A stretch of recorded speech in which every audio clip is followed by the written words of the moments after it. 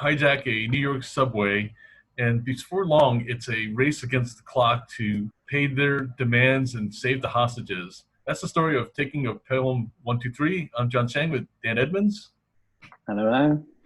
And I was thinking this time that one of the things that these movies tend to really bring out is a very cynical view of our leadership and stuff. And I think in light of recent events with the COVID-19 stuff like that, we really see like kind of just this almost like life imitating art. Where different times like people just don't have a whole lot of confidence in what our politicians can do or are doing and stuff. Yeah, I mean, I think on one side you've got the failures for various sort of governments to handle this correctly and avoid massive spikes in cases being spread. On the other side, maybe they're being people criticize them for being too authoritarian and they're just closing down things. But then on the other hand, you've got things like Michael Moore's Planet of the Humans that comes out that says, okay, so not only is the government kind of failures, but also all these green companies that you thought were wonderful and engineering right. the future of energy, it's all just it's all a sham. It's not really, none of it's really going to work. We've just got a finite amount of materials and we're basically doomed. So at the moment we're facing a very kind of long-term doom and gloom outlook, I think, from all sides. And it's interesting watching a lot of these 70s movies because I feel like there was this time when there was also massive mistrust of authorities, general kind of cynicism after Vietnam. And I kind of feel like we're almost entering into that kind of that sort of attitude globally towards a lot of things at the moment. Right. Seems to mirror a lot of what's going on now. Yeah, I mean, that's really a great point of how, like, for the first movie, Taking of Pelham 123 from 1974 with Walter Matthau and Robert Shaw, that one really shows New York City at a time when, like, this is really like the time period that when we talk about Deathwish, that the city was like kind of just had a really bad reputation for crime. People were more than just a little cynical and stuff like that. And, it just seemed like kind of, talk about going into the dump, so to speak, and stuff. At that time, like we had just like, crime was more than on the rise. It was just kind of really hitting a peak and stuff. And I think what's interesting is, Freakonomics talks about, the connection between, abortion and stuff, and where like this was kind of pre-abortion, and then how after that, things really kind of hit a lull and everything for, crime kind of really went down. And that's a very controversial kind of discussion there. But overall, though, like kind of just in this time, though, that people just were very, more than there's more than a lack of trust of the authority about like, the police and stuff. And we really kind of see that to a great degree in this, this first version, the original Pelham 123. Absolutely. So because I've not read Freakonomics, just to clarify, are they saying then that basically, they after abortion was legalized, there was less crime? Is that the kind of connection they're making? And it's a really interesting and controversial, analysis of it. Like, because what it was like they kind of, looked at the numbers and, basically looked at different kind of correlations and stuff like that. And that was the one striking one that, like kind of, it was really, like, in other words, different times it was said that, because of different measures that were done and, on and on, like kind of all these different things and stuff. But across the board, like kind of, it wasn't, like New York was kind of like the epicenter of like kind of where crime hit a peak in population and stuff like that. And, like kind of, and then they kind of saw like kind of, in different cities, a similar correlation. So in other words, I like try to explain it with like, okay, New York did this and that, and like Mayor Giuliani kind of doing different things, and then like now like kind of 42nd Street, whereas before you had like porn and kind of like these what you call it, streetwalkers and all that kind of stuff.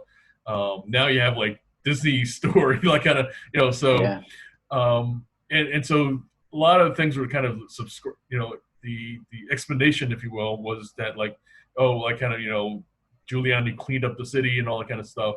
But ultimately, like kind of the way the Freakonomics authors explained it was actually it wasn't none of those things because we saw the similar effect in other cities, and the only one key correlation was legalized abortion and stuff. So Wow, again, very interesting stuff. controversial, yeah, Yeah, analysis, yeah. and but you know, I'll definitely share some links for it. But yeah, definitely it's worth a look. And to me, like that's kind of like what the Freakonomics authors were known for was like kind of different things that they put out, like kind of like in story format that were again controversial, but like kind of they do have like kind of some um, things or reports and all that kind of stuff that we look at. It's like kind of like, well, actually, that does kind of make sense. Yeah. Well, I mean, certainly the thing I liked about Taking Pelham 1, 2, 3 is that it really does show New York warts and all. Yeah. It's not, they don't go to any great lengths to show you the glossy veneer of New York City at all. You see the subways, in all of its sort of ugliness, and the people. When I would say it sounds a bit harsh, but extends to the cast as well to some degree, and that Right. there's nobody's overly prettied up, and they haven't gone for like the prettiest actors by any stretch of the imagination. They've gone for people who can just sort of deliver lines well and with a sort of a comedic timing, and it really works well. It just adds to the whole sort of realism of the whole movie, I would say. Definitely.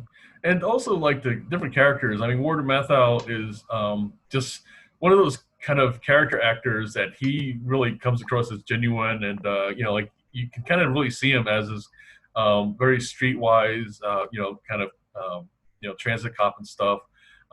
Jerry Stiller, may rest in Yeah, peace and stuff, was yeah, that was a real fantastic. shame. Yeah, Yeah. As his partner there in crime, and like you just really get this kind of New York vibe from their characters.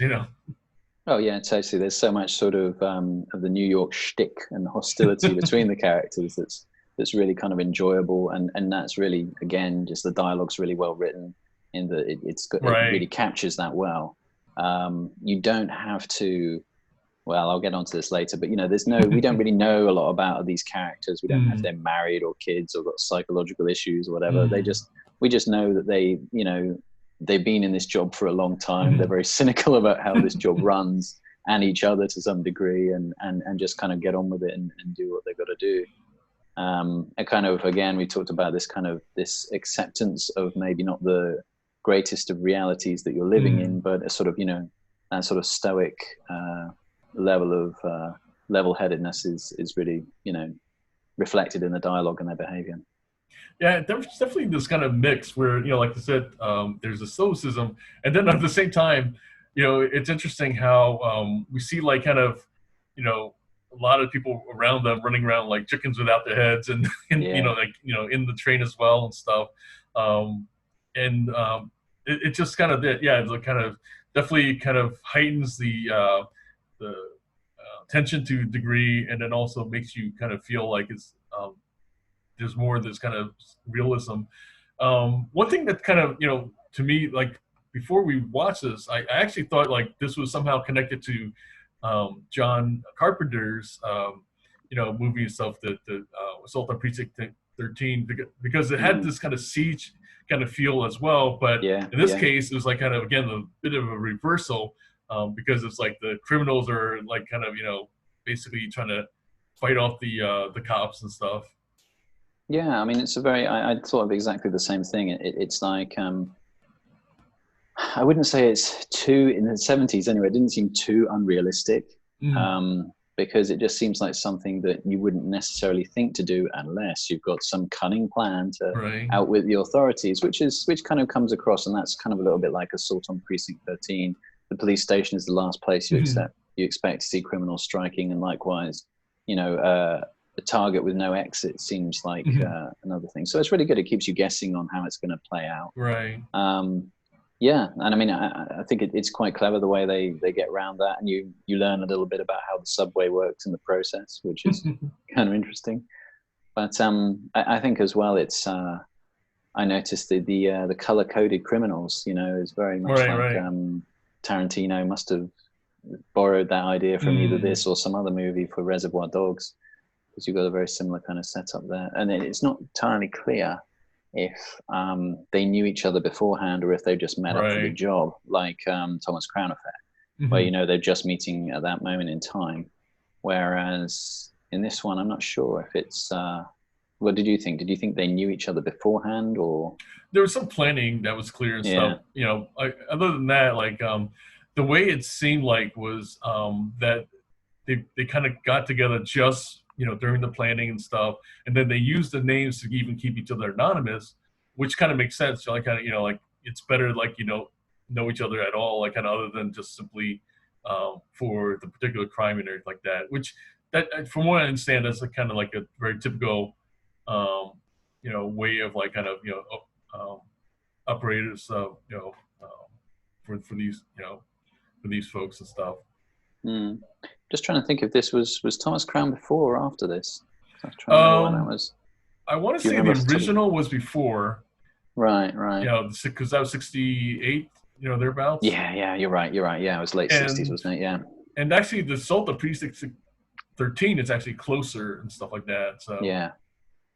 Yeah, and it's got more of that kind of gritty 70s, bit more of a sort of a grindhouse feel to it yeah. than something like Thomas Crown. Yeah, absolutely.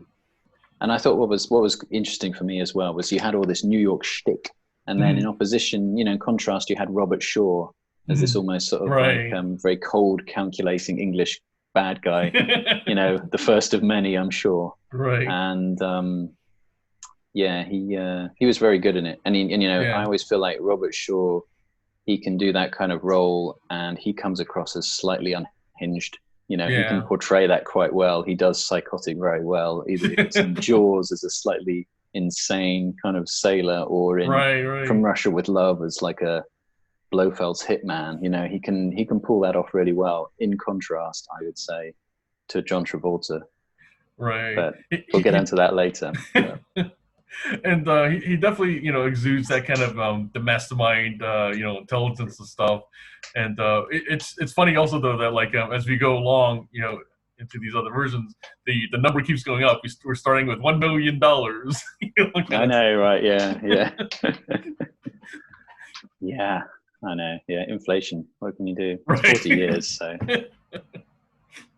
yeah. And then the other funny part was, of course, the mayor. And we talked a little bit about leadership and stuff, and he starts off in bed with the flu. That's something that's interesting. They don't really carry that over and stuff, but it does really kind of. And then there's a lot of discussions around like kind of deciding on the money based on how like voters will react and stuff. So I thought that was kind of really an interesting aspect that they kind of focused on in this version. Yeah, and for me, the other sort of interesting appearance there was Tony Roberts, I think his name is. He's appeared in lots of Woody Allen movies. Right. And he was the guy who was basically running the show because the mayor was in bed, or you kind of got the impression he was normally the one who was in charge or making all the decisions and just getting the stamp of approval from the mayor. But again, it's like there's a lot of comedic actors in this movie, which was That's true. It helped with a lot of the dialogue and the line delivery. It all just sort of, even simple lines were delivered well, which was really nice. Yeah, I think apparently this movie has like 100% rating on Rotten Tomatoes and stuff, which like I don't know many movies that have that higher rating. Yeah, I really like the realism of it, and I thought it was it was a pretty good movie, but I wouldn't say it was an absolute classic. It didn't it didn't strike me as like being the most amazing movie in the world ever. Right. But definitely far superior to the remake. But nothing I would go out of my way to kind of like buy or rewatch many times. But I mean, a solid movie, no doubt. Right. But, there's two things that I think with the this version that we really see as well, though, is that there's this sexism and racism and stuff. The sexism where like there's a few different comments about women at work and stuff. Apparently at that time we were starting to have more women in the workforce, and I didn't think that was a thing, but it kind of makes sense when like you watch something like Mad Men where that similarly that apparently like you start having women move out from the secretarial pool and stuff into other roles, and because apparently up to then like that's really when you had women employees, that's really what they were more relegated to. So that's something that like we kind of see a little bit of. And then the racism thing was, when Garber meets the one inspector and he says, "Oh, I thought you were shorter." Yeah, right. Yeah, I mean, it definitely doesn't pass the Bechdel test, this movie. There's apart from one or two, a mother on a train and, a character described as the hooker, I think it is. Right. There's really not very many women in this movie at all, I don't think. Yeah, and obviously there's a bit of 70s racism thrown in there as well. But I mean, in a way, it's a snapshot of the time. I guess for me, the racism and sexism in it is, I kind of feel it's part of this whole thing of showing all the sort of likable and unlikable, warts and all side of that, riding the subway, what it's like to work on the subway. And I kind of feel that, I mean, I think it was not so much an exploitative move, more of just showing, these are this is what you've got to deal with if you're riding on the subway in New York in the 70s. So yeah, that's kind of how I felt watching. I didn't feel like it kind of did one thing or another with it, really. It just sort of showed what was most likely, really. Yeah, I mean, I think overall it was just really like a reflection of the times. There was even one comment that we don't really hear in the other versions and stuff about we don't want another Attica. It was like a brief comment, but that was a reference to 1971 prison riot that kind of ended up in like kind of 40 something casualties and stuff, which apparently is like kind of still the most violent prison riot to date and stuff, or like one of the worst, I guess, so to speak. So yeah, I mean that's really overall I kind of yet another way that like this is like this is really, like I said, a reflection of the times and everything. I did check out the 1998 television version, which kind of again like it's another reflection of that time and stuff in some ways. Well, number one of the reasons being that you have Vincent D'Onofrio as the Mr. Blue character and stuff this time. He was like kind of really starting to kind of become a bigger television star, and then Edward James Olmos, before Battlestar Galactica, he was like kind of just coming years after his heyday with Miami Vice and the what's called and in some ways like kind of we're probably going to talk about him a few times and stuff, but this is him in that role and stuff. And then Donnie Wahlberg, as a Mr. Gray was like kind of an interesting choice. Yeah, it's obviously kind of like, let's get someone young who's on there. We're trying to launch their career kind of move or something like that. Yeah, I should point out I didn't watch the 1998 version. Yeah, I mean, it was overall. I felt it didn't get very much acclaim and stuff like that. But I thought like relatively high production value. Again, really a reflection of the times because like kind of it was like you started seeing some technology being used. There's like a motion detector they had in there. You saw SWAT teams. Like whereas in the original, you didn't see that per se. You just saw like police and riot gear and stuff was like kind of their equivalent of SWAT at the time. There was no like kind of it was really just the criminals that had the heavy duty hardware with machine guns and stuff like that. You really didn't see cops really using that until like the 98 version and stuff. There was one noteworthy performance like kind of you had actually a female as Mr. Brown, okay, one of the criminals and stuff, and then actor Lisa Vidal as the conductor this time. So she was actually like played pretty well by the actress there, and also she was a more sympathetic character because you saw like kind of her really trying to talk to the female criminal and trying to like kind of get her to kind of like hey I've been there and stuff like that. Apparently like the implied story is that like that she was also like once on the inside, so to speak, in prison and stuff. So she kind of knows, what's like to, have been a criminal. And major spoiler alert, unfortunately she ends up being killed. But then, like kind of that was partially where they did a good job of kind of making her more sympathetic then and stuff. So there's a little bit more of a feeling of a loss. Like I think the other versions kind of made it where kind of killing the conductor was just like kind of he's disposable. just expendable guy. Yeah, expendable. Yeah, yeah, absolutely. Yeah. So, So so did yeah, you worth watching. did you think like the dialogue or the realism, was it as good as say the 70s version? Or? Apparently, this was even more true to the novel that like kind of this movie is based on. So, like they actually apparently kind of went for more accuracy, and it seemed like it because like pretty much all the major plot points were hit. There were some things that kind of like you know, granted though, like kind of there was no like kind of motion detectors back in the 70s and stuff, so that's like kind of some of the things that they added on and everything. But other than that, like I thought like kind of they did relatively good job of like kind of just overall like kind of felt very authentic as a remake. The other thing that kind of like I thought was like a weird deviation was they really had things overexposed. I felt like that maybe that was a style that during that time.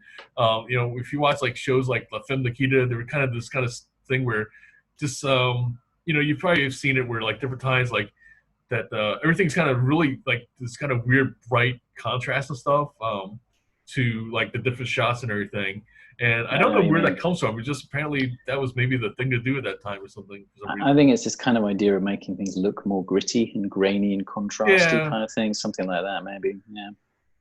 So other than that though, like kind of yeah, I mean solid acting and stuff. Although like kind of the Vince D'Onofrio version of Mr. Blue was kind of very like kind of he definitely seemed like kind of more hard edge and more like kind of one directional. I felt that Robert Shaw comes across as more of a sophisticated criminal that then ultimately it was kind of shocking that he was unhinged and kind of another spoiler like kind of that he kind of steps on the third rail and stuff. Well, I mean, yeah, that was one of the only things in the original that really kind of threw me for a loop was that death at the end, because I just thought it seemed, I don't know, it just seemed out of place for that character.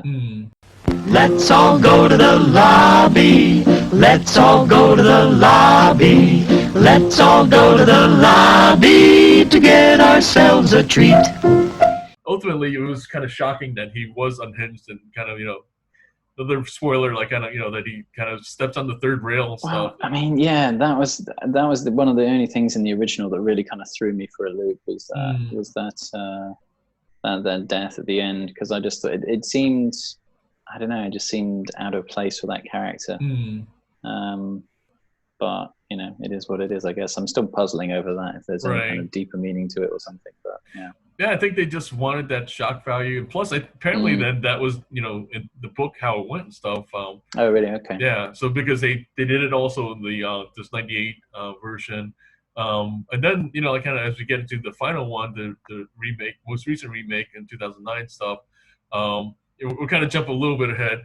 That was not done with in this case with John Travolta as Mr. Blue. In fact, they don't even call him Mr. Blue. Like now, in this case, they call him Ryder for some reason and stuff. Yeah. I mean, I guess that's a good place as any to segue into the 2009, made by Ridley Scott's brother Tony. Yeah, which responsible says a lot right for there. not responsible for not quite so many cinema classics as his brother. Much shorter list you'll find, but on that list is the Andromeda Strain remake, which we reviewed some weeks ago. So. Yeah, and I mean the whole visual style, as we're talking about contrast and stuff, was very jarring for me. Lots of kind of sped up bits, slowed down bits, quick cuts and frames that are kind of skipped, and then it's interspersed with a bit of Jay-Z, and all of that is there to try and make you feel like we're in a tough, rough and tumble scenario. But I just, New York in 2009 fundamentally is a far nicer place than it was in 1974. So even with all of this, it just doesn't have that, half of the effect is lost simply by, the change in the city, really, I would say. And I mean, also for me, I mean, it loses all of its gritty realism that the 70s version does. And whereas in the 70s version, what's really nice about it is you've got these characters who are resigned to the realities of their lives and have very dark kind of humor. Right. And they're not particularly likable characters either, but that's part of what's kind of interesting about the movie.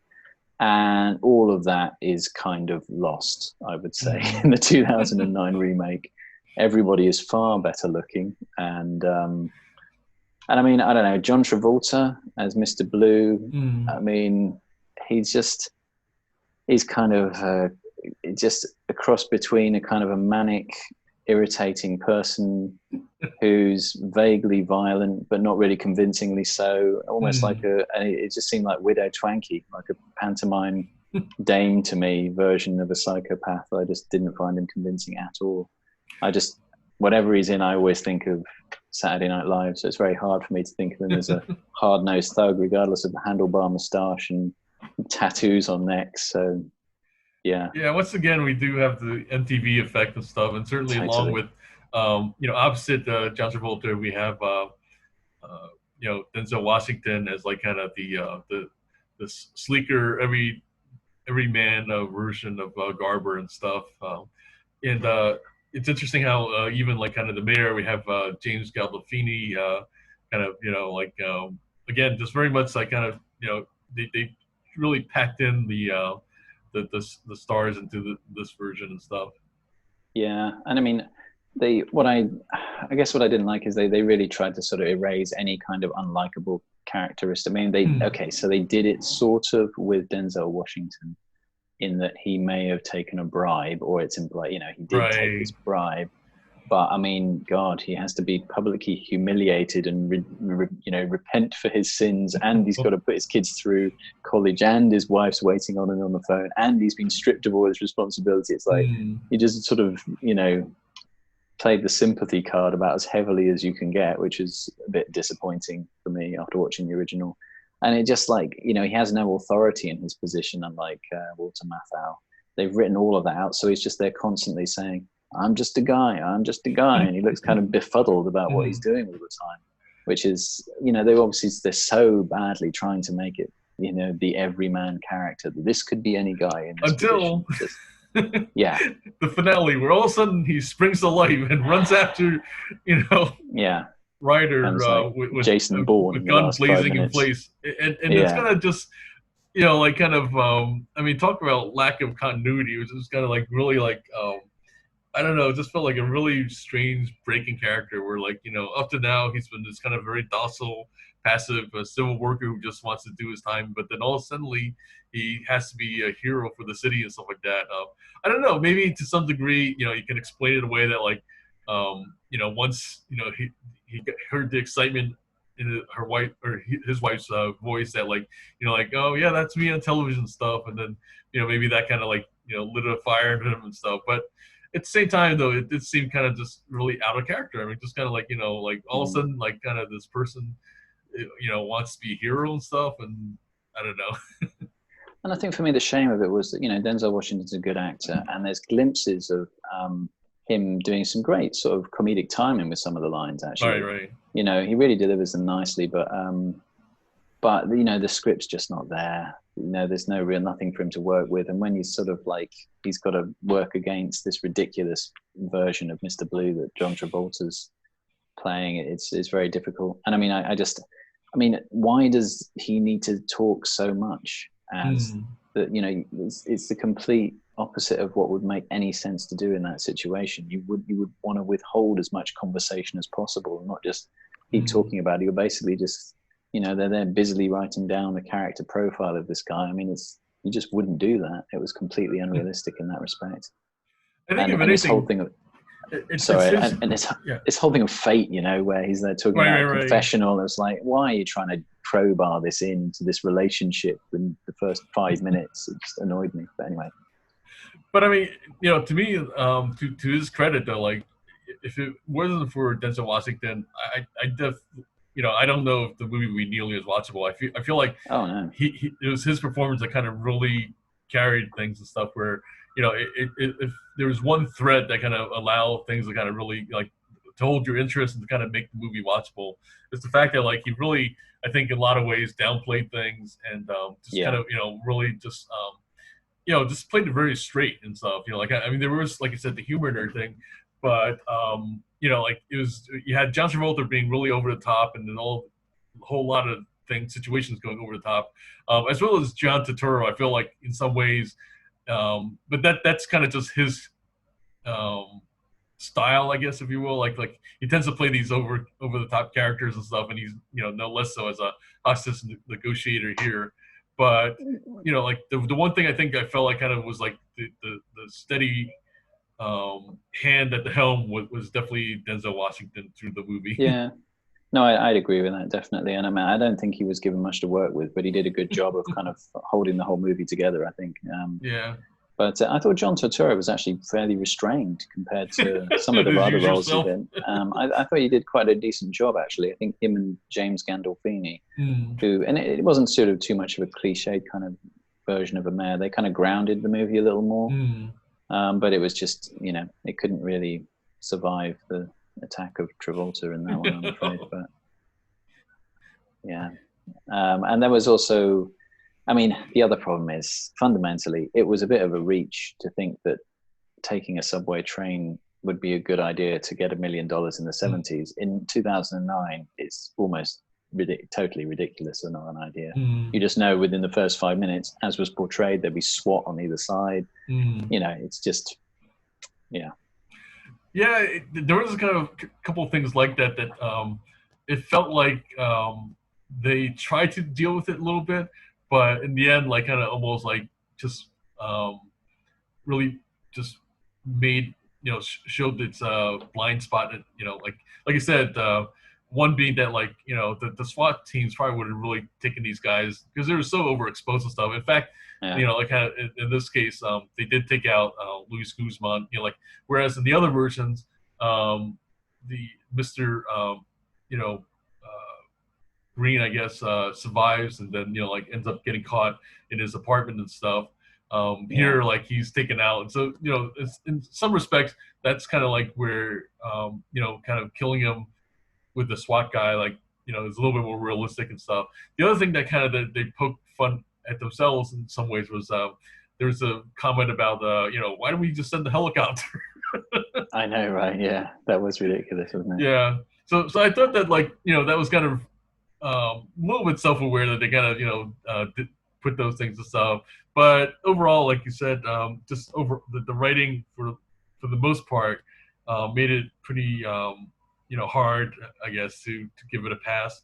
Although I thought it was interesting the whole commodities thing that like apparently John Travolta's character in this case was like a Wall Street guy that so his real motivation was to have the money from this, and then meanwhile manipulate the market to a degree by kind of getting Wall Street to kind of reflect on the stock prices going down because of the reaction to this, and then meanwhile like the price of gold shoots up and the apparently makes a fortune in the gold futures. Yeah, I mean, you certainly have to suspend your belief for that one. I mean, in the midst of a global pandemic, gold has not gone up 190% or whatever it had on the screen there. Even during 2008, gold didn't go up by whatever percentage. And I don't think someone doing a little bit of domestic terrorism, as it's kind of labeled in this, would cause anything like that kind of market difference. But okay, that's how he's doing it.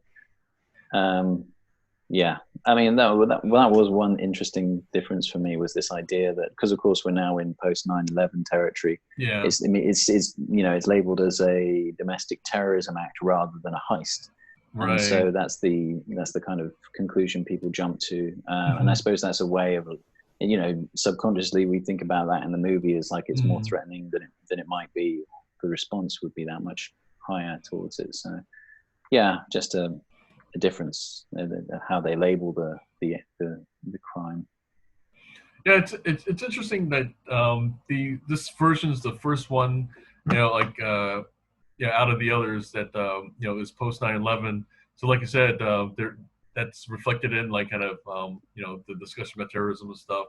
And then like kind of the stakes, I feel like really I don't know, like kind of it's in some ways maybe like you said almost less believable because of that we're up to now like kind of maybe people would be more concerned in a hostage situation and stuff, whereas now like kind of the SWAT teams probably would just be just going in like kind of I mean and then like hopefully they save people and stuff, but it just having like seeing like kind of how things are done with like like a lot of these situations of after 9/11 where you have like these SWAT teams or special forces that they're just really trained to go in and kill everybody and then hopefully save as many hostages as possible and stuff.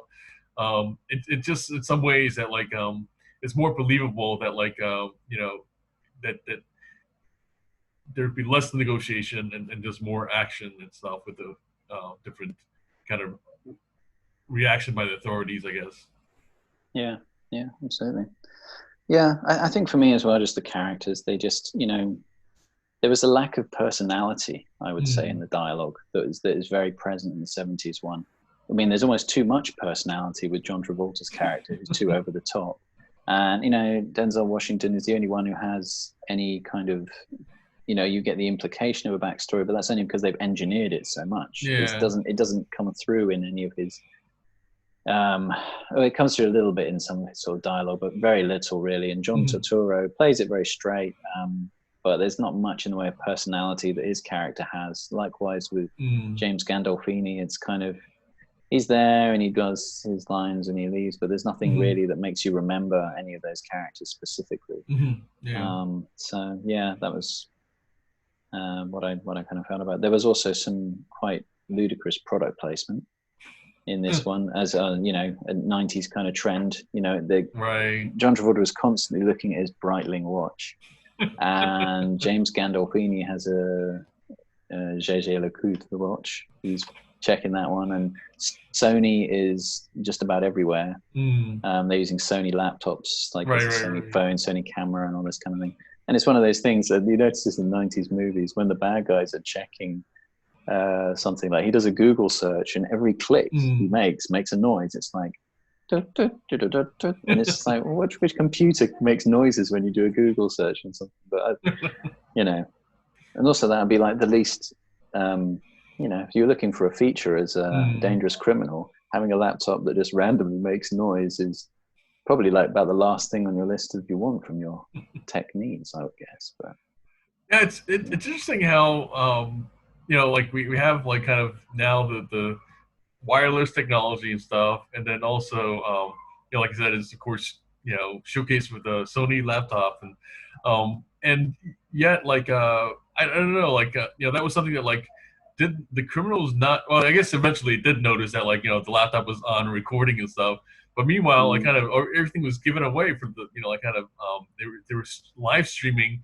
the whole time, which like kind of I don't know, I guess granted like apparently this was supposed to happen within about an hour or so I guess the like it wasn't too unrealistic a battery life for the Sony laptop, but yeah. Perhaps knowing that there was somebody with a laptop being able to kind of piggyback off their camera and hack into it an hour, maybe a little bit more of a stretch, but yeah. So I think overall, like kind of, like there's definitely, like kind of, like you said, with the original, really solid movie and stuff. Maybe not like the Rotten Tomatoes of 100% and stuff, but overall, like kind of, just a solid classic for the 70s classic, I guess. Yeah, I would say so. Yeah, then I'm sure the 98 version sounded much better than the 2009 version, from what you've said anyway. Certainly the 2009 one didn't work. I mean, I think what they really needed to have done, they could have improved that 2009 one, was certainly did get much better dialogue, because you had good actors. You had a lot of scope there that you could have worked with. I wouldn't have cast John Travolta as the bad guy, but and I think as well, just coming up with a clever, you have to rethink that heist and making it based on a stock trade.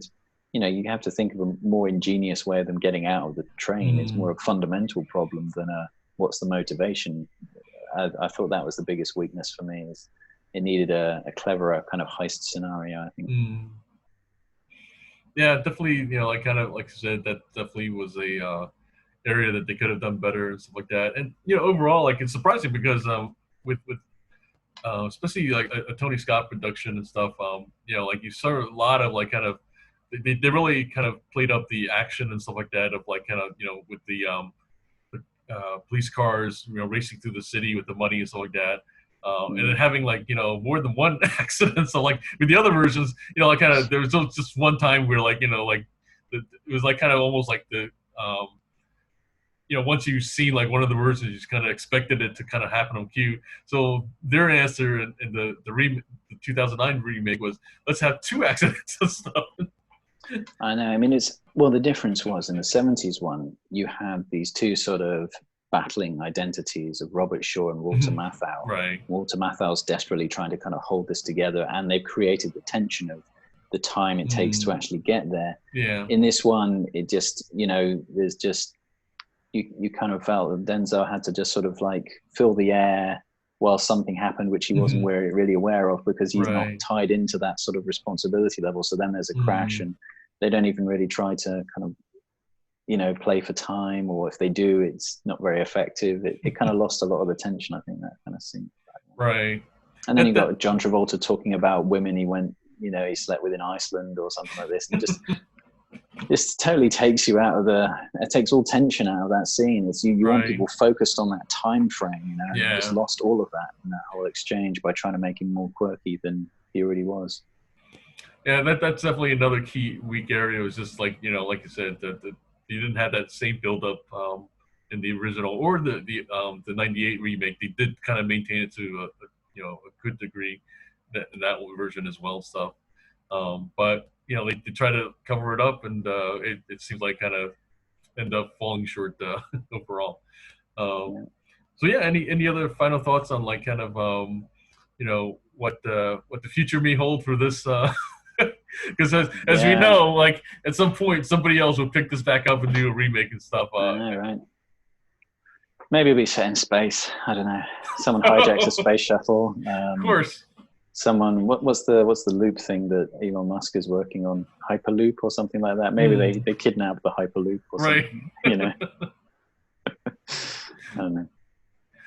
Alrighty. So coming up, of course, we've talked about having Seven Samurai versus Magnificent Seven and Battle Beyond the Stars, as well as the most recent Magnificent Seven version.